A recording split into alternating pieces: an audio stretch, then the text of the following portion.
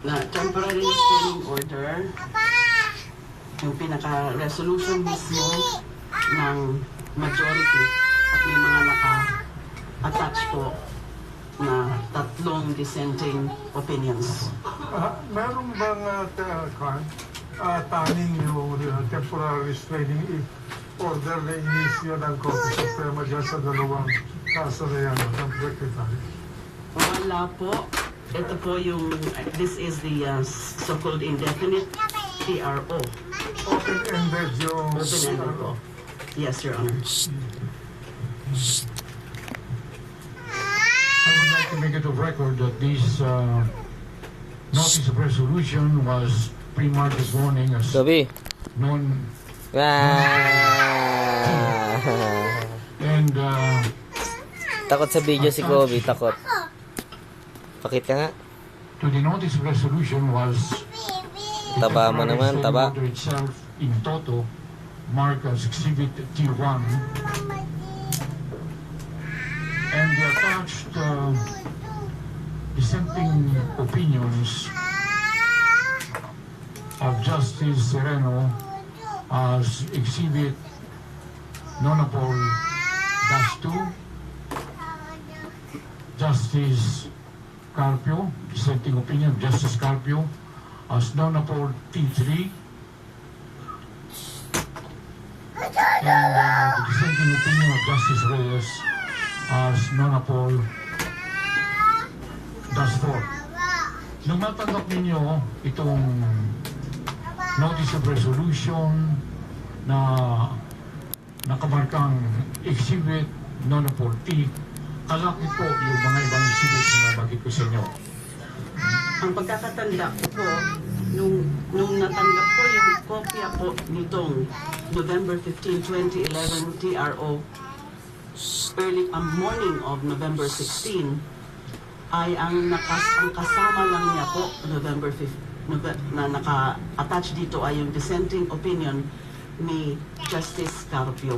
Yung bang kaso na yan, ay yan yung ifinail ng dating Pangulo o yung ifinail ng kanyang first dental? Consolidated cases po. Consolidated. Yes, Your Honor. As a matter of fact, among the dispositions in this order is that the two cases are being consolidated. So aside from the TRO, there is also a decision to consolidate. So, Yung pong ibang dissenting opinions na ng ibang justices, yung dalawa, Takot yung yun. ba Picture. yung natanggap ninyo pagkatapos na natanggap ninyo itong Gabi. exhibit? after November 16, let me just double check. Ganda ng tao, para kasing ano. Natanggap Sino si din po Alice? namin yung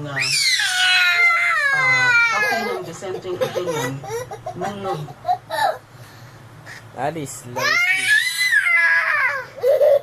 November 16, yung copy ng dissenting opinion ni Justice Batch. Sereno. Mag-batch na kayo.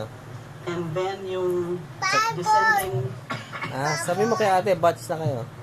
opinion ni That's Justice batch. Carpio. Ito po yung nakakabit dun sa kopya ng November 15, 2011. Yung pong kay Justice Reyes na Ni Justice Reyes, mas free po. I think natanggap po namin ito November 17, the next day na po. salamat po. Ito pong temporary restraining order na ang marka Uwi na. exhibit Oh. Nonapol -1. Hihilingin ko po sa inyo para sa kalaman ng hubungan ito. Na kung pwede mo basahin Pareho kayo ng ninyo tawa ni Aida. yung conditions, yung the conditions of the under the TRO. Kayo na po bumasa. Okay, kagaya po ng nasabi niya, Patayin ko na. to the pier, from the tenor of the temporary Okay. restraining Aray! kasi meron pong tatlo na mga conditions na nilagay dito. Yung nakwate sa Basahin po ninyo. number one. Diyan po ninyo basahin sa TRO mismo. Number one, No. trust bond payable to this court in 5 days from notice hereof. Failure to post the bond within the aforesaid period will result in the automatic lifting of the temporary restraining order. Ouch!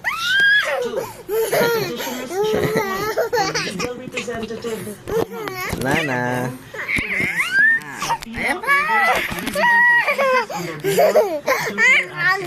Petitioners shall submit the name of the representative also within 5 days from now. And number 3, there is a Philippine embassy or consulate in the the petitioners shall inform said embassy or consulate by personal appearance or by Pawis ka na. phone of their whereabouts at all times.